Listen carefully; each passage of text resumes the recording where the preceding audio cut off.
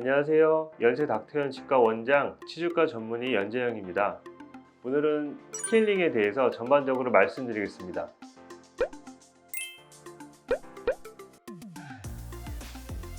스케일링은 치아에 붙어있는 치석을 기계적인 힘을 이용해서 제거를 하는 것을 스케일링이라고 합니다.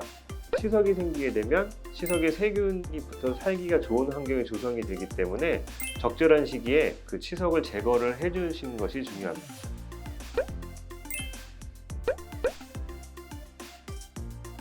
치석이 생기게 되면 처음에는 치아랑 잇몸 사이에 빈 공간에 쌓이게 되는데 이것이 점점 시간이 지나면 크기가 점점 커지게 됩니다. 치석의 크기가 점점 커지면 치석이 잇몸을 점점 밀어내게 되고요.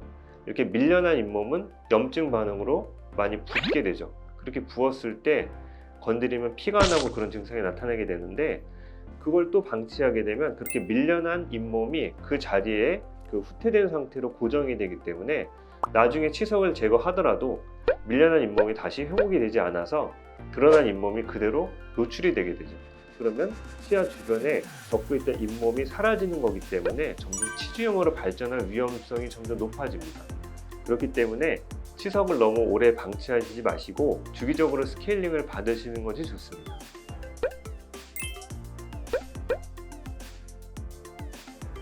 스케일링을 하고 나서 치아 표면이 약간 울퉁불퉁하다고 느끼시는 분들이 있으신데 저희가 갖고 있는 그 스케일링 하는 기구로는 치아에 손상을 줘서 치아가 깎여 나가게 만들 수는 없고요. 본인이 갖고 있던 치아의 원래 형태라든지 아니면 치아 머리랑 치아 뿌리가 만나는 경계선이 느껴지는 경우가 대부분입니다. 하지만 이거는 정상적인 현상이기 때문에 너무 걱정하지는 않으셔도 됩니다.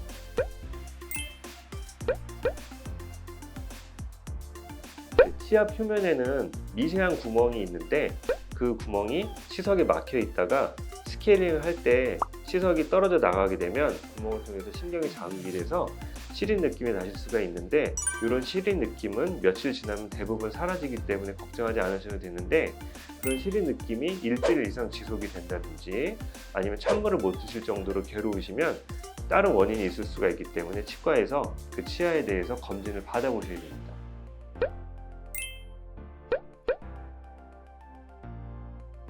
국소적으로 잇몸이 좀 부어서 혈관이 팽창되어 있는 부분에는 스케일링 후에 피가 좀 심하다 싶을 정도로 많이 나는 경우가 있는데 이런 경우에는 그 의료진한테 얘기를 해서 그 부분에 다른 문제가 있는지 검사를 받는 게 중요하고 만약에 그런 검사 과정을 통해서 국소적인 치주염이나 다른 문제가 발생이 되면 적절한 치료를 받으셔야 됩니다.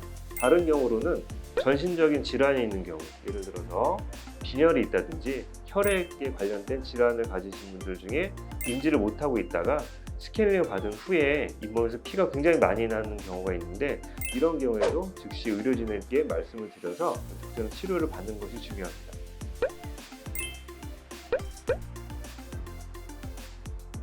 교정 중에는 치아에 복잡한 장치를 많이 붙이고 있기 때문에 양치를 제대로 하기가 굉장히 어렵습니다. 그렇기 때문에 교정 중일 때는 한 달에 한두 번씩은 스케일링을 전체를 받으시는 것이 좋습니다.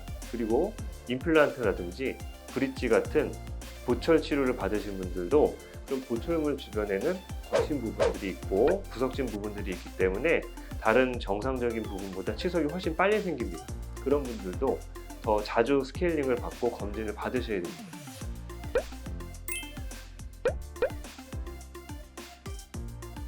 치석을 줄이기 위해서는 양치질을 꼼꼼하게 하시는 것이 가장 중요하시고 양치질 할 때 치실, 치간 칫솔, 수압으로 물을 세게 쏴서 치아 사이를 닦는 워터픽 같은 기구를 적절하게 같이 사용하시는 것이 가장 중요합니다. 그리고 환자분들 중에서 스케일링을 받을 때 너무 시리거나 너무 아팠던 기억 때문에 스케일링 받는 것 자체를 거부하시는 경우가 있습니다. 스케일링 받을 때 아픈 이유 때문에 스케일링을 계속 안 받으시게 되면 차후에는 더 큰 치료를 받으셔야 되는데 그게 훨씬 힘들고 비용도 많이 나가고 노력이 필요하기 때문에 예방 차원에서 좀 불편하시더라도 마취를 하고 그 다음에 스케일링을 받으시는 방법이 있기 때문에 꼭 받기를 권유드립니다. 이상 연세 닥터현 치과 원장 연재영이었습니다. 감사합니다.